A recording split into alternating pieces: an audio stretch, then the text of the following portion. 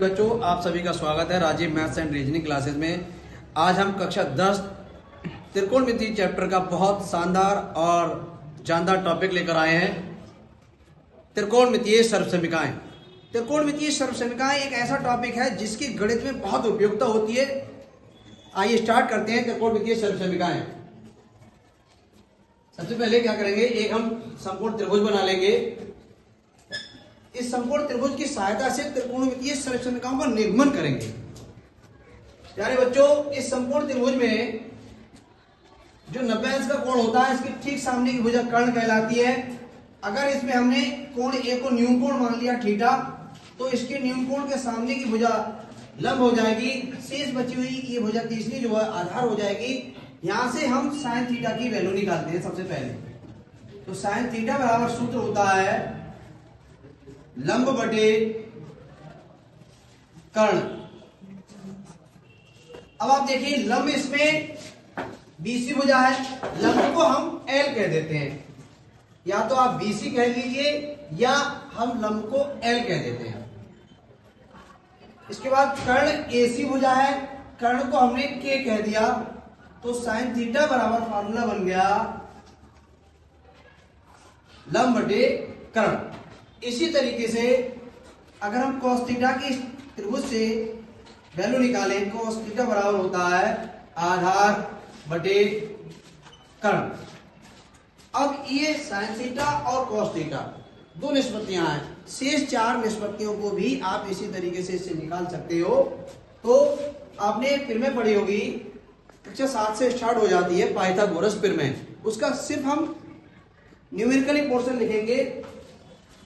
Pythagoras प्रमेय होती है पाइथागोरस प्रमेय। कर्ण का वर्ग बराबर लंब का वर्ग प्लस आधार का वर्ग। इसको हम समीकरण नंबर 1 मान लेते हैं। इसकी सहायता से हम त्रिकोणमितीय सर्वसमीकाओं को ज्ञात करेंगे। यदि हम समीकरण 1 को दोनों तरफ कर्ण के वर्ग से भाग कर दें, तब देखते हैं क्या प्राप्त होता है। तो लिखेंगे समीकरण 1 को कर्ण के वर्ग से भाग करने पर, देखिए ध्यान से, 3 स्टेप लिखे इसमें। के स्क्वायर लिखा है तो के स्क्वायर को के स्क्वायर से भाग कर देंगे कर्ण के वर्ग से। एल स्क्वायर लिखा है, एल स्क्वायर को कर्ण के वर्ग से के स्क्वायर से भाग कर देंगे, प्लस ए स्क्वायर को भी के स्क्वायर से भाग कर देंगे। देखिए आप, के स्क्वायर से के स्क्वायर यहाँ पर कैंसिल हो गया, तो यहाँ बचा 1। यहाँ देखिए एल का भी वर्ग है और के का भी। एल का मतलब है यहाँ पर लंब का भी वर्ग है और कर्ण का भी वर्ग। तो इसे एक साथ लिख देंगे एल अपॉन के का होल स्क्वायर। ऐसे इधर लिख देंगे ए अपॉन के को होल स्क्वायर के रूप में। अब आप देखिए, अभी हमने वैल्यू निकाली थी साइन थीटा बराबर लंब बटे कर्ण। एल अपॉन के है तो इसकी जगह पे हम साइन थीटा लिख सकते हैं। अब यहाँ स्क्वायर लगा है तो आप स्क्वायर भी लगा सकते हैं, अगर नहीं लगा होता तो नहीं लगाते। ऐसे ही ए अपॉन के cos थीटा की वैल्यू होती है, तो ए अपॉन के की जगह पर cos थीटा लगा देंगे। यहाँ स्क्वायर लगाया तो cos स्क्वायर थीटा हो जाएगा। तो इस तरीके से पहली सर्वसमीका आ गई 1 बराबर sine square theta plus cos square theta. इसी को हम साइन स्क्वायर थीटा अगर cos स्क्वायर थीटा को पहले लिख लें तो बन जाएगा सूत्र sine square theta plus cos square theta बराबर 1।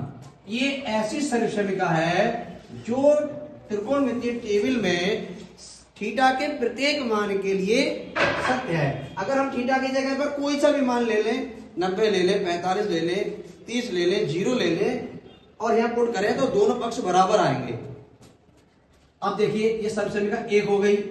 इसी से दूसरी सर्वसमीका निकालते हैं। यहां से मान लीजिए अगर हमें साइन स्क्वायर की वैल्यू चाहिए तो साइन स्क्वायर थीटा को हमने ये रोक लिया, cos स्क्वायर को दाईं तरफ भेजेंगे तो हो जाएगा 1 माइनस cos स्क्वायर थीटा।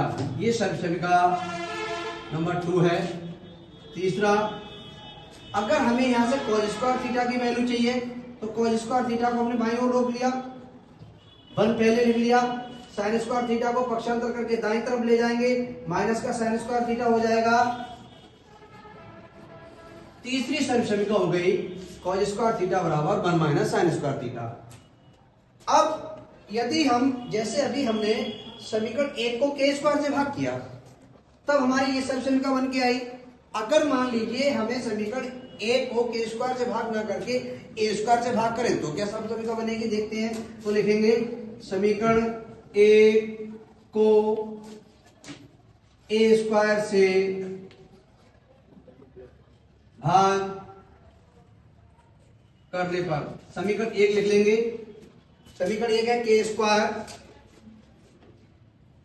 इसको भाग कर देंगे a स्क्वायर से, तो k स्क्वायर बटे a स्क्वायर बराबर l स्क्वायर बटे a स्क्वायर आ जाएगा, प्लस a स्क्वायर बटे a स्क्वायर आ जाएगा।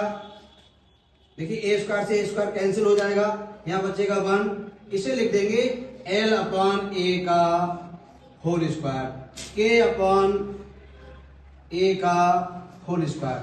अब ये जो संपूर्ण त्रिभुज हमने बनाया है, इसमें देखेंगे k अपॉन a ये जो होता है वो सेक थीटा का मान होता है।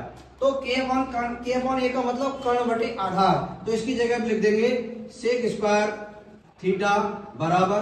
अब l अपॉन a मतलब होता है लंब बटे आधार।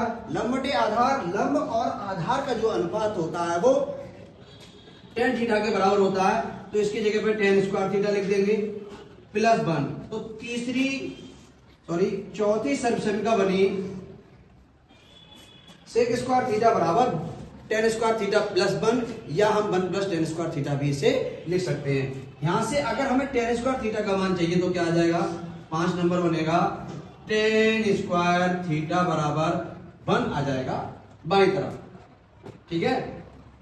तो वो माइनस का हो जाएगा, तो सेक स्क्वायर थीटा बराबर नहीं माइनस आ जाएगा यहाँ पे 1। तो पांचवी समीकरण का बनी tan स्क्वायर थीटा बराबर सेक स्क्वायर थीटा माइनस 1। अब मान लीजिए हमें tan स्क्वायर थीटा को बाईं ओर लाना है, तो क्या बनेगी छठी समीकरण का, सेक स्क्वायर थीटा तो ऐसे रहेगा, tan स्क्वायर थीटा बाईं तरफ आके माइनस का हो जाएगा, अब 1 दाईं तरफ भी रहेगा। तो इस तरीके से छठी समीकरण का प्राप्त हुई है sec square theta minus tan square theta बराबर 1। अब समीकरण 1 को हम लंब के वर्ग से भाग करेंगे, तो समीकरण 1 थी हमारे पास k स्क्वायर बराबर l square plus a square, ये समीकरण 1 है। इस समीकरण 1 को l स्क्वायर से भाग करेंगे तो k स्क्वायर बटे l स्क्वायर आ जाएगा बराबर l स्क्वायर बटे l स्क्वायर आ जाएगा प्लस a स्क्वायर बटे l स्क्वायर आ जाएगा। l स्क्वायर से l स्क्वायर कैंसिल हो जाएगा, k बटे l का वर्ग कर देंगे ने बराबर 1 plus a square upon l square को a बटे l का होल स्क्वायर लिख लेंगे। अब कर्ण और लंब का जो अनुपात होता है वो कोसेक थीटा के बराबर होता है, तो यहां लिख देंगे कोसेक स्क्वायर थीटा बराबर 1 प्लस आधार और लंब का जो अनुपात होता है प्यारे बच्चों वो कॉट थीटा के बराबर होता है। स्क्वायर यहाँ इसलिए लगाया जा रहा है क्योंकि स्क्वायर पहले से यहाँ पर लगा हुआ है, वैसे आधार और लंब कॉट थीटा का अनुपात होता है। अब इस तरीके से हमें 7वीं समीकरण मिली। यहां से हम अगर कॉट स्क्वायर थीटा का मान निकालें तो 8वीं समीकरण प्राप्त होगी कॉट स्क्वायर थीटा बराबर कॉसेक स्क्वायर थीटा माइनस 1। और 9वीं और अंतिम समीकरण होगी अगर हम यहां से समीकरण 7 से कॉसेक स्क्वायर थीटा को पहले लिख लें,